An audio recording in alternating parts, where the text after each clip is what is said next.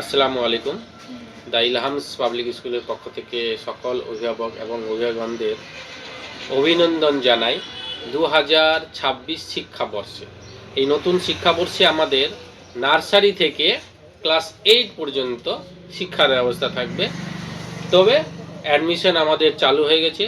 Readmission যেটা মানে যারা 15 স্টুডেন্ট ছিল তাদের অ্যাডমিশন শুরু হয়ে গেছে এবং নতুনদেরও এখনও শুরু হয়ে গেছে। যাই হোক, কথা যেটা হলো, এবার আমাদের ফিস যেটা মানে খুব সঠিক ফিস ধার্য করা হয়েছে, তার সাথে বই ফ্রি রাখা হয়েছে। তবে হ্যাঁ, এবারে আমাদের আগের বছরের মতোই যেভাবে আমরা সাকসেস পেয়েছি, সেটা হলো প্রতি ক্লাসে 20 জনের বেশি আমরা ছাত্র নেব না। আর যেটা কথা হলো যে আমাদের এবার ডে আবাসিক চালু হয়ে যাবে।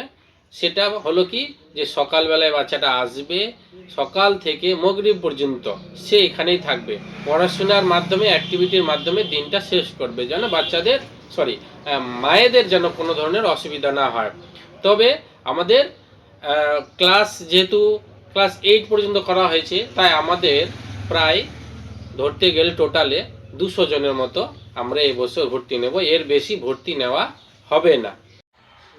তবে হ্যাঁ, আমাদের নতুন বই সিলেকশন করা হয়ে গেছে। তবে আমরা যত তাড়াতাড়ি প্রত্যেকটা স্টুডেন্টকে আমরা বই দিয়ে দেব। তবে অ্যাডমিশনটা যদি না হয় তাহলে বই আমরা দিতে পারছি না।